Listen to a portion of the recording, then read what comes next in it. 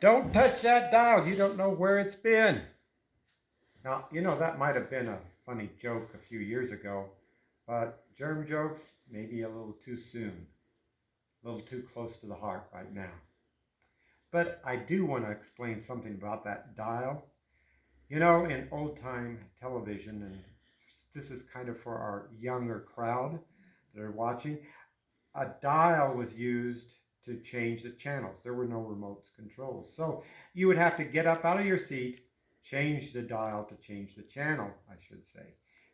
But that wasn't all bad, because after that you could go to the kitchen and get something to eat and be back in your chair watching TV. But that's another story. I welcome you. My name is John Norris, and I come to you from an empty barn.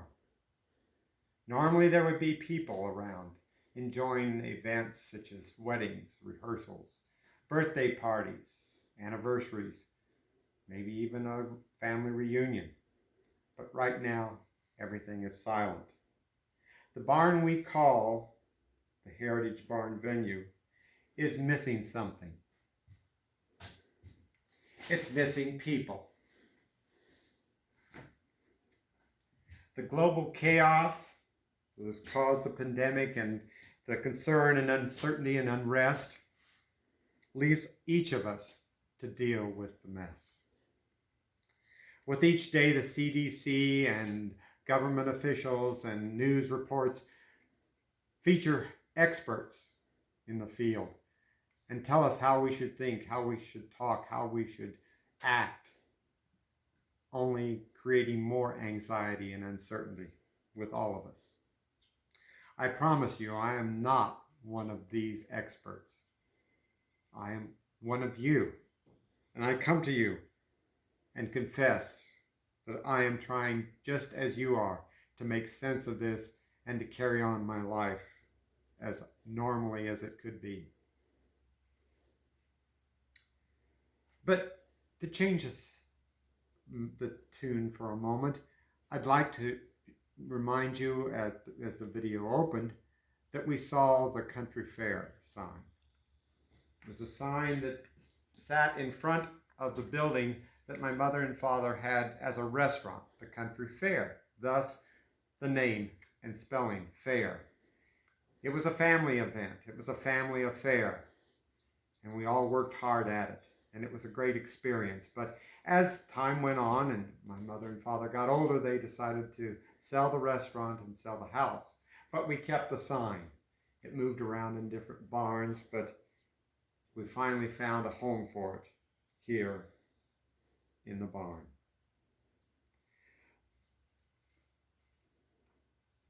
As you have seen also, the barn itself is part of our heritage. The barn is at least 120 years old. It's the oldest structure on the farm. We've spent a lot of time remodeling and repairing and renovating it for it only to be empty. It's waiting for someone to come. It's waiting for people. And as people, we are human beings. At least that's what I've been told. I think I am, and I hope you are. That would make this a lot easier. As humans, we are a most amazing creation of God. Each of us have spiritual, emotional, and physical needs. And if any of this is interrupted, that amazing creation is thrown into jeopardy. This is true of you, and it's certainly true of me. I do not know when I think about it, though, I do know a few things about human nature, especially the nature part, because past these windows, past these walls, are rows and rows of Christmas trees. It's a relatively new experience for us. We started planting our first Christmas trees in 1985, and we had our first selling season in 1991. But it's interesting when I talk to people, about having a Christmas tree farm, their first thing is, oh, that must be a lot of fun to do.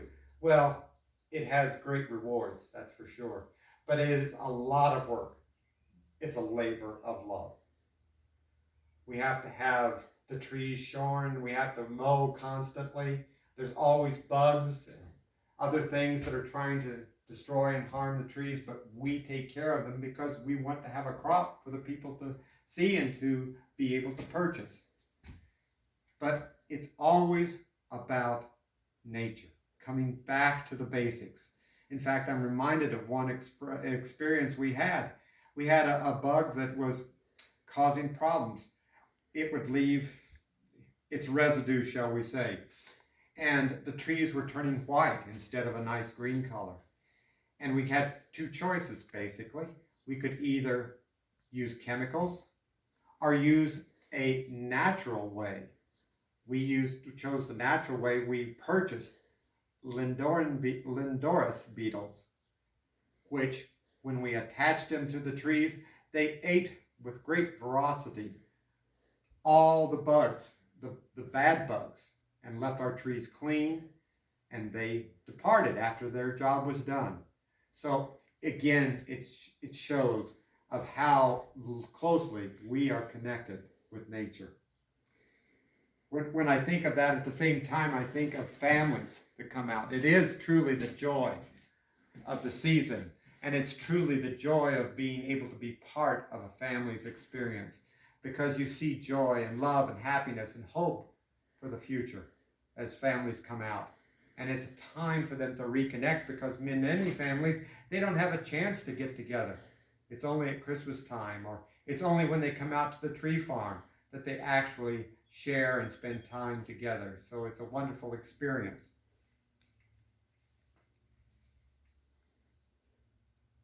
It brings the best out in each of us. Having said that, though, I realize no one's life is without anxieties, without challenges, without problems and difficulties. And certainly in this time, we're experiencing all that. We've seen it before, and we'll see it again.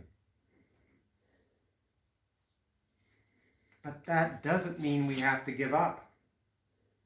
I'm reminded of what Thomas Edison said, the great inventor, when he was asked about the light bulb. He said, "I haven't failed. I've just found 10,000 ways that it won't work." So to you, I say, only time, lots of time and compassion, and lots of compassion will provide the healing that we all need in this time. So let us take a break from all the chaos. And if you are willing, may I share with you some of my passions. Passion of nature, passion of a simpler life, and a passion of a job well done. And if you are willing, you too are welcome to share your passions with me. What I plan to bring to this social media is a sense of opportunism, of opportunity, secure in the knowledge that we will get through this together. This is how we will get through it together.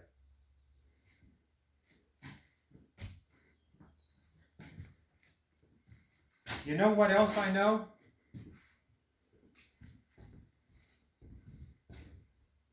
I know this. Never mind what the calendar says. We all need a little holiday spirit. We all need a little Christmas spirit and a frame of mind of that blessing right now.